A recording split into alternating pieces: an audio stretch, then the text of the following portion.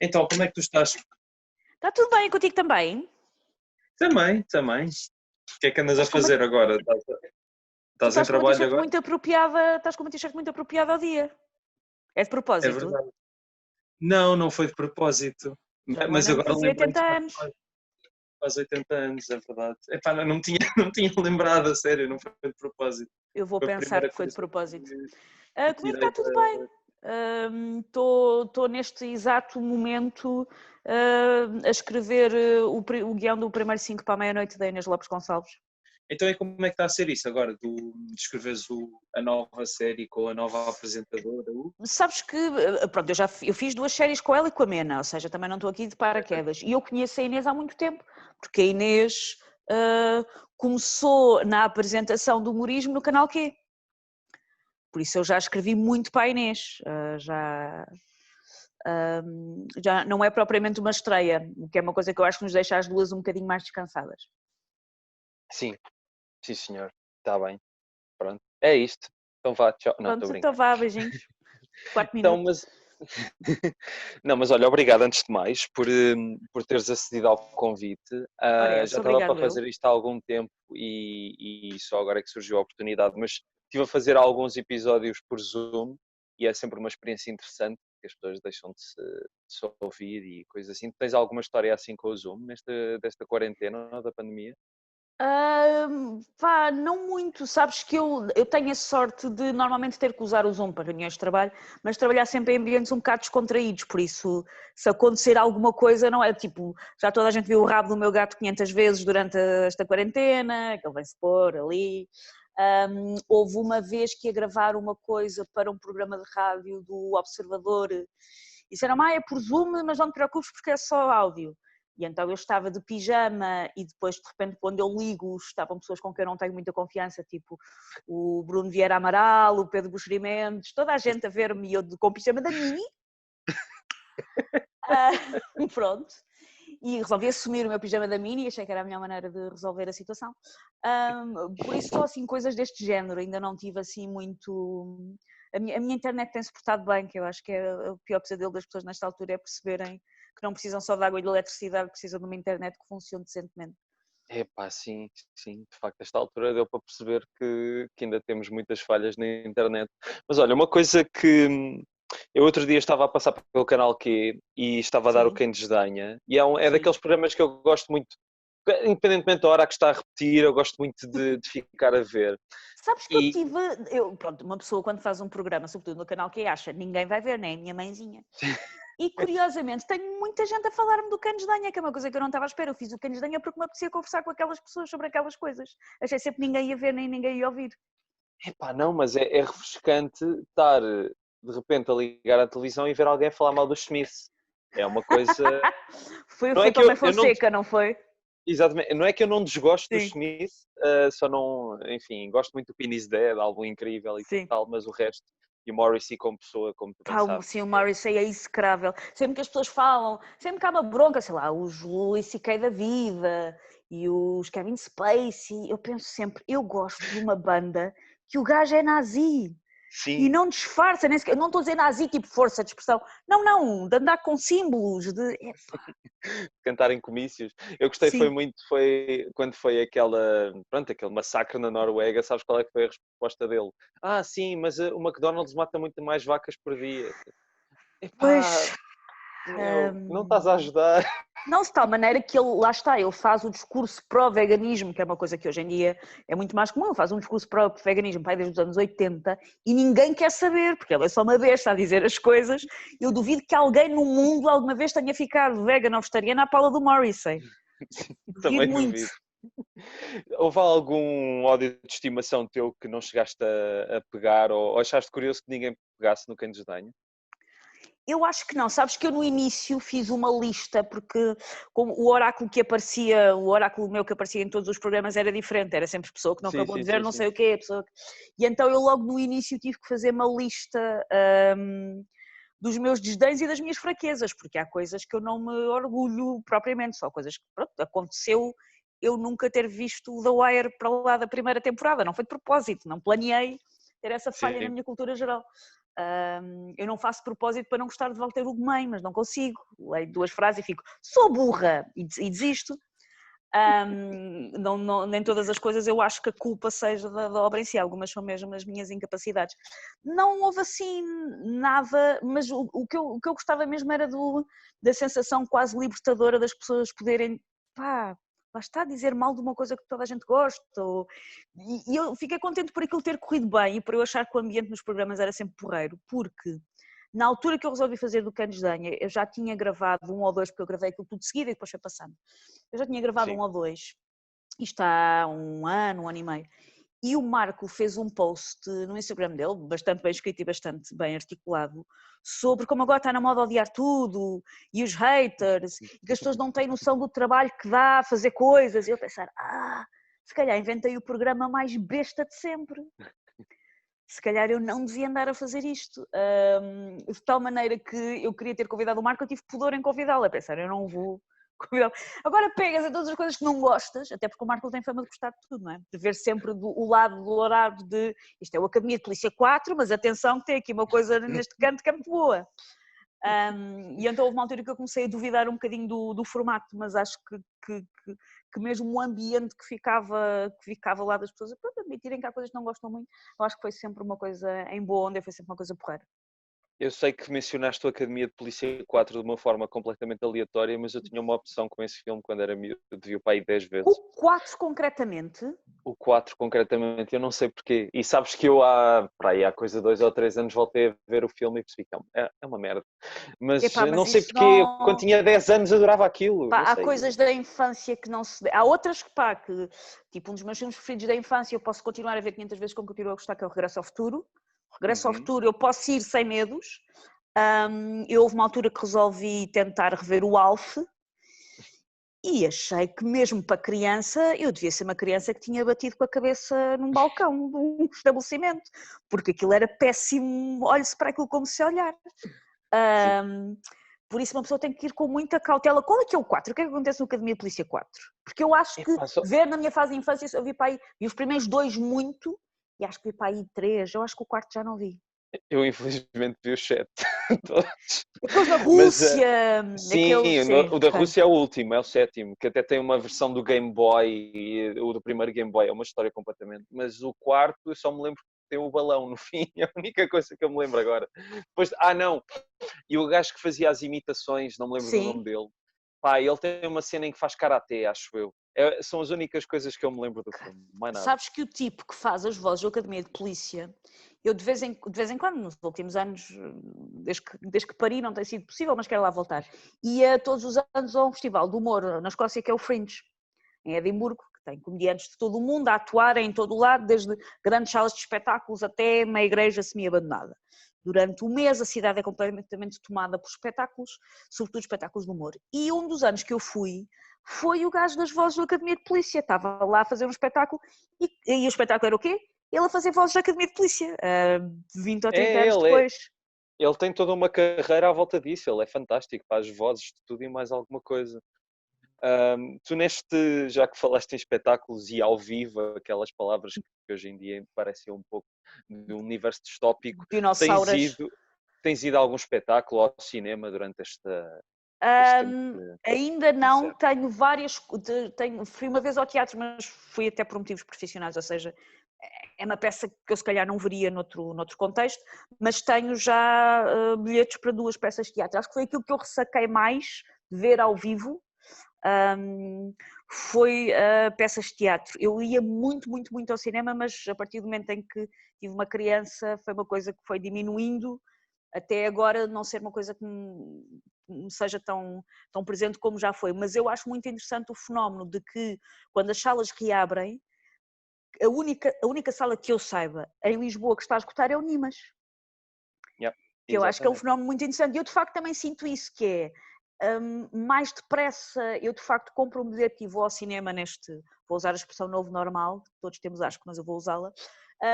Eu acho que mais depressa ia agora ver uma reposição de um clássico que eu gosto mesmo em sala de cinema, do que se calhar ia ver qualquer coisa que estreou só porque sim.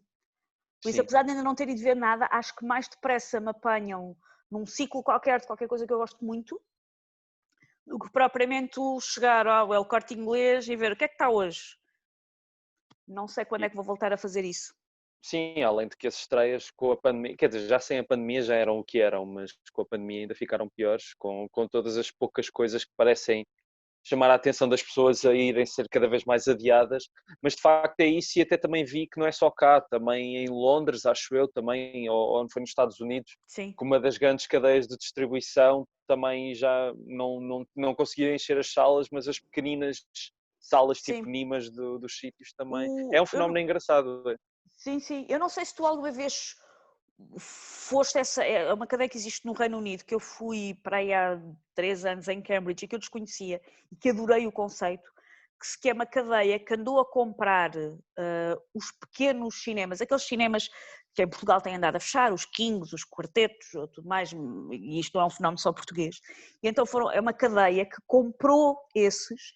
E então tu tens uma cadeia com o que vem da força de ser uma cadeia, não é um cinema tão independente, mas financeiramente consegue-se sustentar melhor, então são sempre cinemas muito bonitos, com salas pequeninas, que vendem vinho, tem a coisa de tu levas um copo de vinho enquanto vês um filme, tem um restaurantezinho, e tem, pronto, ou seja, é um bocadinho quase, não é bem o melhor dos dois mundos, mas é conseguir que essas salas com essa mística muito interessante continuem vivas, mesmo que para isso seja preciso elas serem uma espécie de luz ao mundo, mas ao menos elas estavam-se a manter. E eu vi algumas coisas quando estive de férias para aqueles lados, vi em Cambridge, pá, e achei o fenómeno, ou seja, eu preferia aquilo a nós termos o King fechado, o quarteto à venda no LX, preferia isso. Sim, não, eu percebo perfeitamente. Eu fui algumas vezes ao cinema e ao teatro já e fui uma vez ao El Corte Inglês e devo dizer, nada contra, os multiplexes fazem parte, Sim. obviamente, mas entre a sensação, isto sente-se até mais agora por causa de teres de usar máscara. Tu sais do Sim. Nimas, tu estás na rua, podes pelo menos Sim, sim, apanhar um sim, sim, bocado de ar. sim. Dentro do El Corte Inglês ainda tens de passar aquele corredor todo de máscara e é tão Sim. sufocante. É tão sufocante. Sim, é isso, é uma experiência que é o oposto de relaxante, o Sim. oposto de uma coisa que eu faço porque agora preciso daqui de um escape mais intenso ou mais lúdico da minha vidinha e não sei se aquilo com uma máscara se eu vou sentir assim tão em escape. É, exatamente. Enfim, faz parte do novo normal.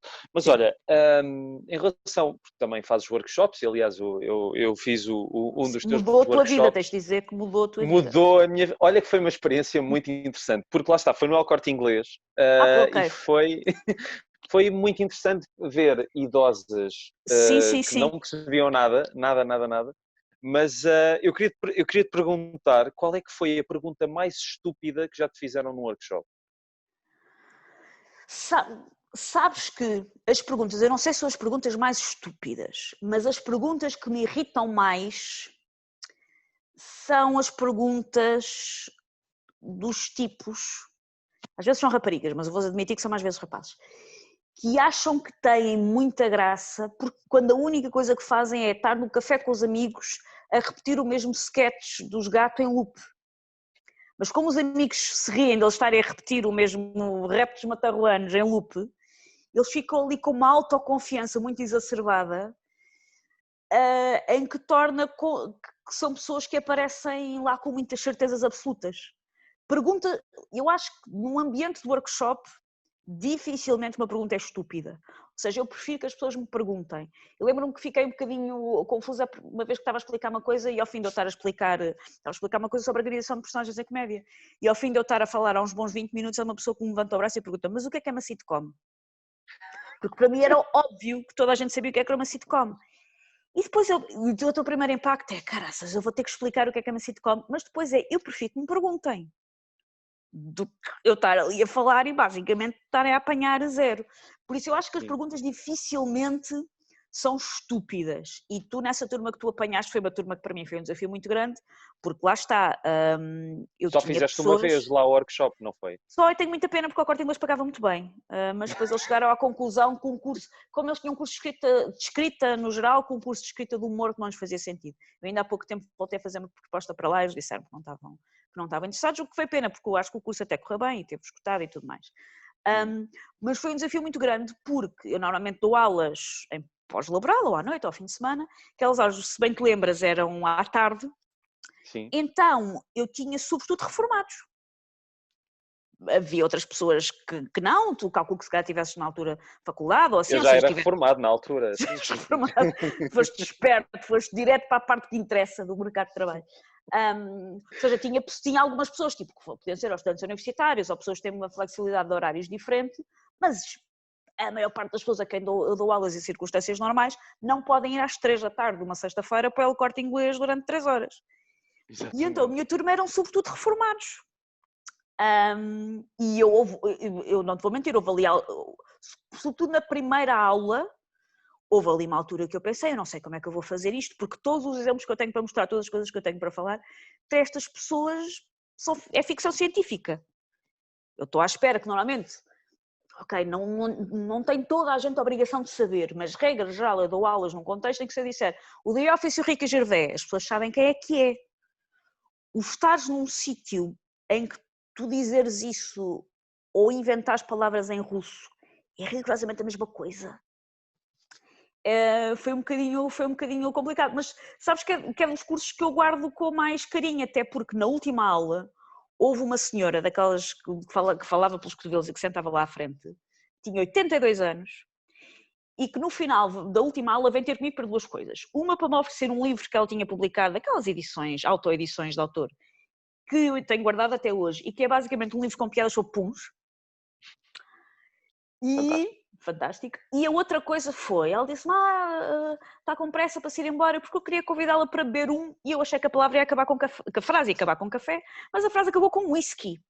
Ou seja, eu acabei esse curso a beber whisky com uma senhora de 82 anos, num dos cafezinhos do El Corte Inglês. Eles claramente já a conheciam, porque nós chegámos e o whisky apareceu. E eu acabei esse curso a beber whisky com uma senhora de 82 anos, por isso tenho ótimas recordações.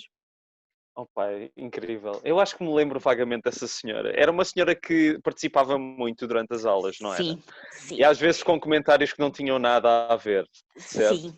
Sim, essa turma foi um desafio, mas o que é um facto é que eles eram muito fofinhos comigo, eu nunca me senti, lá está, na primeira aula pensei, não sei muito bem como é que descalça esta bota, mas depois até os achava muito patuscos e acho que eles aprenderam coisas comigo, eu também aprendi imensas coisas com eles, porque o humor, e como há bocado quando nós falámos do Academia Polícia 4, uma das diferenças estruturais do humor em relação ao drama é que, com exceções, há exceções sempre, como é óbvio, mas regra geral o drama envelhece muito melhor do que a comédia.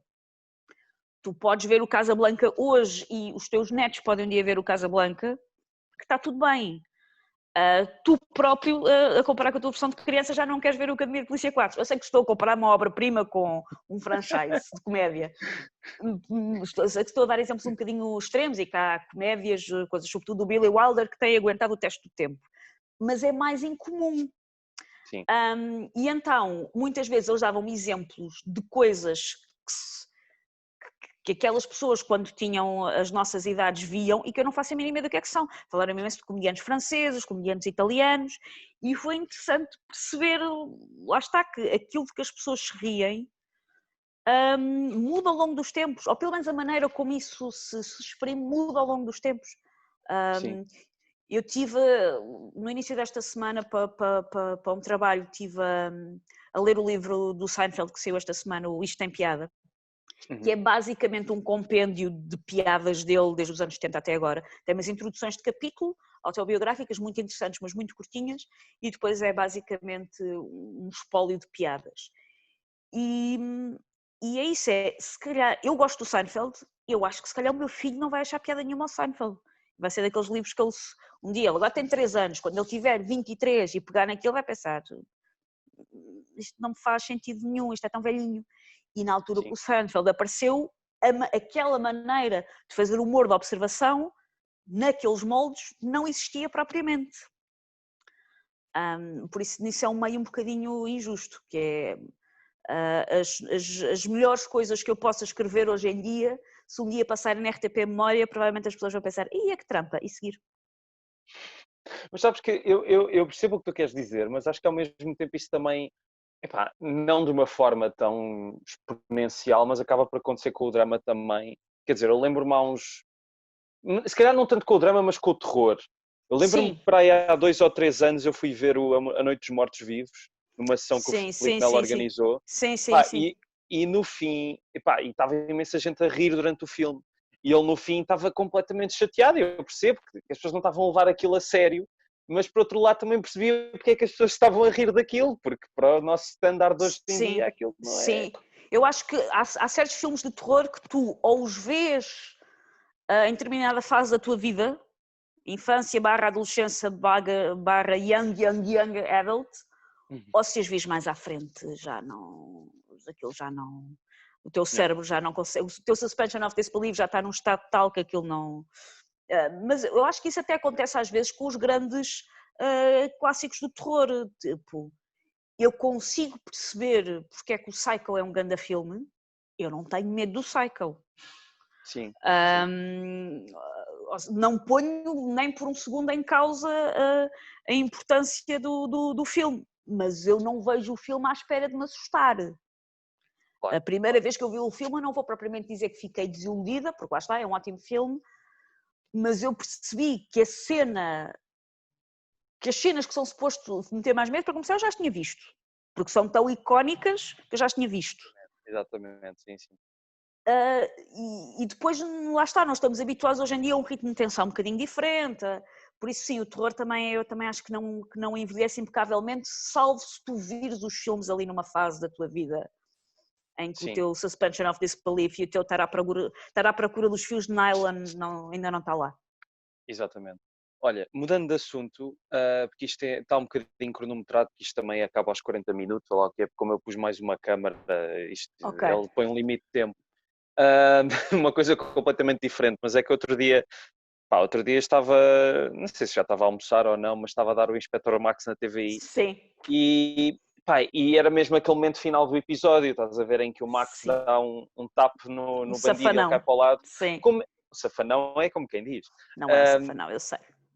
Como é que se escreve isso? O que é que tu punhas só? O Max aparece e... Olha, o Max foi a primeira ficção que eu escrevi na vida. Eu comecei a escrever em Inspector Max, tinha 22 ou 23 anos.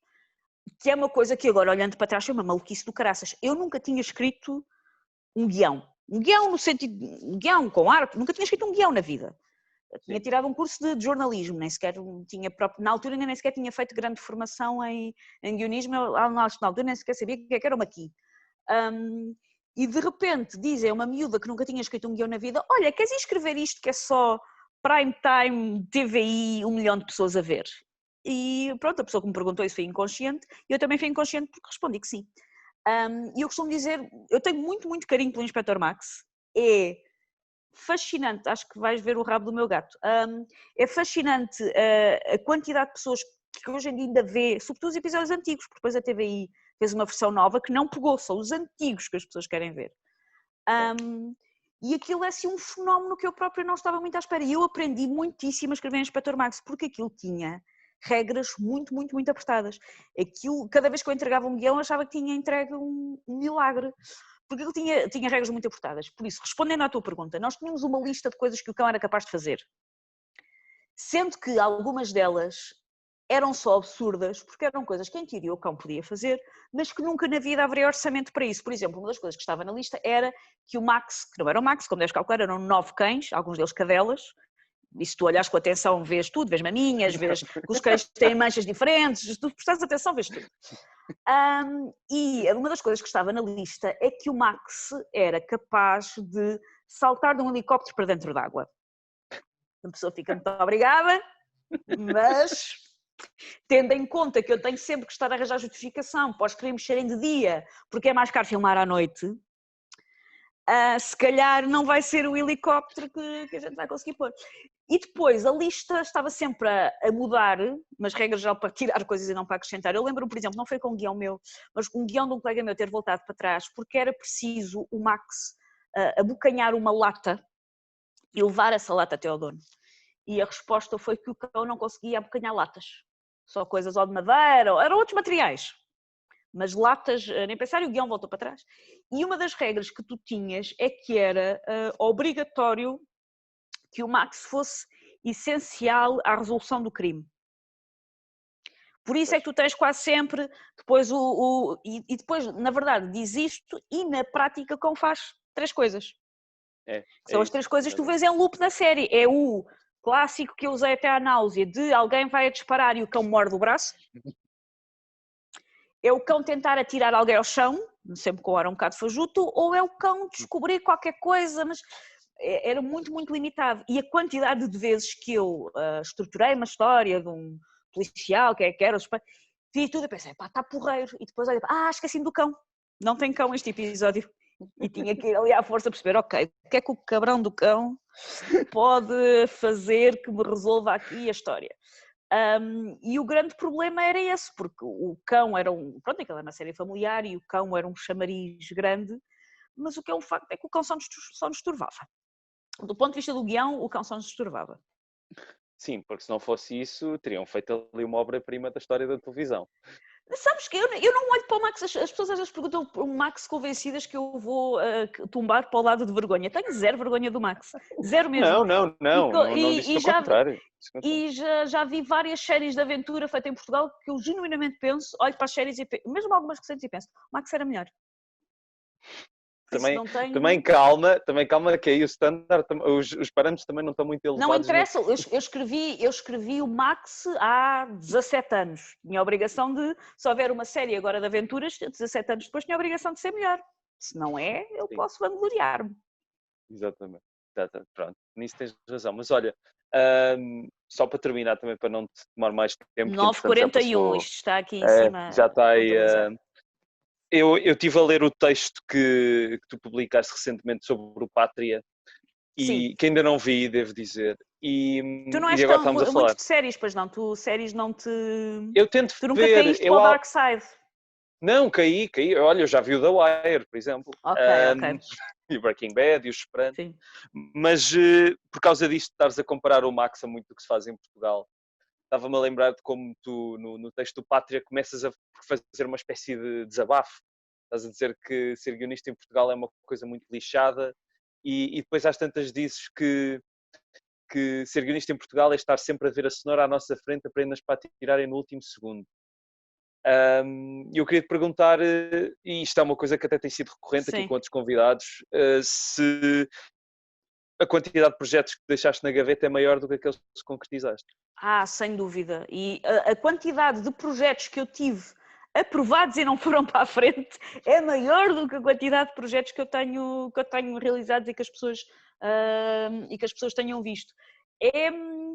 Eu, em Portugal, tirando uma ou outra rara e honrosa exceção, arrisca-se muito pouco, faz-se muito o mesmo género de coisas, faz muito com equipas que são equipas de novelas e eu não tenho zero contra novelas, acho que elas têm um papel importante e digno, mas se tu estás a fazer uma série feita da mesma maneira que se faz uma novela, isso como é óbvio nota-se, e é um mercado muito, muito pequeno. O que me chateia, não é que me chateia mais, mas do ponto de vista de uma guionista, o que me incomoda mesmo é um bocadinho criar-se a ideia falsa de que Portugal não tem a sua casa de papel porque não há pessoas com boas ideias. Que Portugal não faz isto e não faz aquilo porque ninguém teve uma boa ideia. E isso não é verdade. E tal como eu me sinto injustiçada na minha classe, eu tenho a certeza absoluta que se falares com um realizador, com um editor de som, com um diretor de fotografia, que provavelmente ouves respostas semelhantes. Eu só posso falar daquilo que eu sei e aquilo em que eu trabalho. Mas cá há muito esta ideia de, pois não há. É assim, também não há maneira de haver. Se tu estás sempre a querer relva toda igual e à mínima flor que nasce, tu achas que vai ser uma erva daninha e arrancas, nunca vamos sair daqui. E, por exemplo, o concurso que houve há pouco tempo do ICA com a Netflix, Sim. O que me fez muita confusão no resultado do concurso, eu concorri como concorreu o Meio Mundo, não estava nada à espera de ganhar, concorri porque claro, faz parte do meu trabalho concorrer a estas coisas, mas o que me fez confusão é, eu não estava à espera de ganhar, mas estava à espera que quando saísse a lista dos vencedores, que eu olhasse para ela e reconhecesse os meus pares. E o que acontece com aquela lista é que aquela lista perpetua o estigma e a ideia errada de Portugal não tem guionistas. Tu olhas para aquela lista e tirando um ou outro caso, as pessoas não são guionistas. E se me disseres, mas uma pessoa que não é guionista não pode ter uma ideia ótima para uma série? É claro que pode. É claro que uma pessoa que trabalha na loja do cidadão, mas que secretamente quer escrever, pode ter uma ideia do caraças para uma série. Mas é estranho tu fazeres um concurso, que não é um concurso de produtores, não é um concurso supostamente em que conta o currículo, não é isso tudo, e tu olhes, e a diferença de vencedores em relação àquilo que seria um concurso clássico do ICA é perto de nenhuma. E o que me chateou naquilo foi, isto está mais uma vez a criar o discurso errado e falso de que Portugal não tem guionistas, de que Portugal não tem pessoas para ter ideias para fazer coisas e que por isso é que nós não saímos da cepa torta. E isso não é, simplesmente não é verdade. Sim. Não, também foi um dos 1200 candidatos, não foi? Sim, sim. Não, sabes que o que me disseram é que éramos 3000, 1200 foi quem mandou lá coisas que não estavam desenhadas a lápis de cera. 1200 foi quem passou o crivo de, pá, pronto, é um documento Word com as páginas que nós pedimos. Epá, sim, mas eu percebo totalmente a tua... Eu obviamente, tendo em conta a quantidade de profissionais que estavam a concorrer, nunca na vida pensei que aquilo que estava a fazer com os meus amigos chegasse a algum sítio, mas quando vejo os concorrentes que ganham e os projetos que ganham, e lá está, quer dizer, lá está, há o estigma, continua a haver o estigma e nada muda. E depois é por isso depois que ainda continuamos a ter o Moita Flores a escrever séries para a televisão. Exatamente. Tu tens as mesmas pessoas a escrever séries e depois o que é, isto nota-se em televisão e eu acho que ainda se nota mais no cinema, que é tens fações umas contra as outras, é tipo, isto não é futebol em que tu tens que escolher ser do Futebol Clube do Porto e és do Futebol Clube do Porto a vida toda. Tu em Portugal tens ou a fação do cinema de autor ou a fação de vamos fazer piadas sobre maricas em 2020. E parece que não tens nada no meio, ou tens coisas infantis, vou-lhe chamar assim, à falta de palavra melhor, ou tens cinema de autor. Eu acho que ambas essas coisas têm o seu espaço, como é óbvio. Nós não fazemos é mais nada. E sempre que alguém tem sucesso a fazer uma coisa um bocadinho diferente, o que acontece é, de repente, o que te encomendam é tu fazeres uma coisa igual àquilo que o primeiro gajo fez diferente. Exatamente. E depois, na verdade, às vezes os canais de televisão, por exemplo, acham que vou arriscar imenso com não sei o quê e depois não arriscam nada. Na altura que a Porta dos Fundos começou a ter muito sucesso, de repente havia uma data de canais a dizer também queremos fazer a Porta dos Fundos, também queremos sketches que não são da atualidade. Mas tu, ao segundo episódio, eu estou a dizer não podem pôr ninguém a imitar o Sócrates, não. A gente tem aqui umas perucas, ao segundo episódio já não é nada disso. Arrisca-se muito, muito pouco. Isso obviamente que é uma conversa mais extensa sobre os públicos, o que é que os públicos querem, que tipos de público é que há, enfim, é uma conversa complexa, mas o que não se arrisca é muito notório. É verdade. E olha, eu tenho muita pena de termos de acabar por aqui, mas de facto estava a gostar muito da conversa. Obrigadíssimo Ora, essa, obrigada eu.